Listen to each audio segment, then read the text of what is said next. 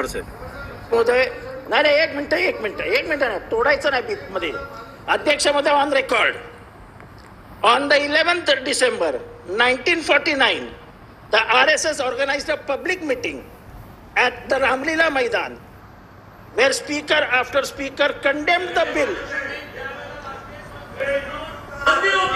अहो साहेब 40 अध्यक्ष महोदय, त्यांच्यावर बंदी नव्हती, नंतर ती नेहरूंनी उठवली. सागर साहेब आपल्यालाही संधी, सागर साहेब संधी आपल्यालाही देतो. एकदा उद्या आवाड साहेब लवकर संपवा. मला बोलू दे ना आता. दादा चंद्रकांत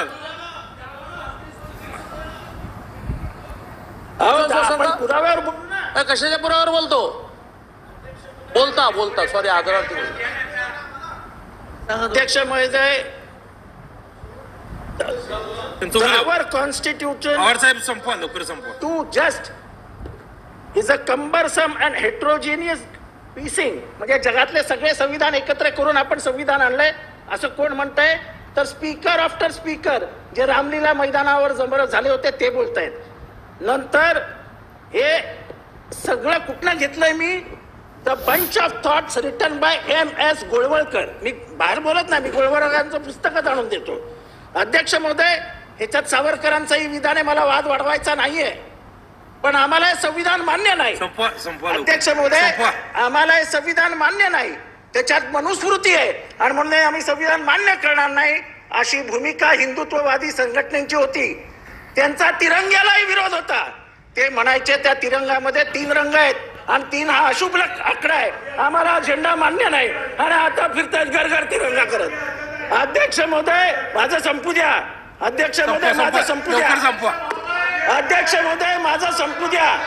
अध्यक्ष महोदय, अध्यक्ष महोदय, आवाड साहेब संपवा. संपवतो. अध्यक्ष महोदय, माझं संपू द्या ना. लवकर संपवा. अध्यक्ष महोदय,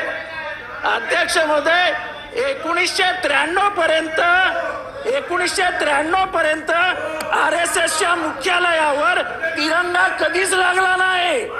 तो तिरंगा आम्ही लावला. आम्ही काँग्रेसचे कार्यकर्ते. सागर साहेब अरे तिरंगा लावायला सागर साहेब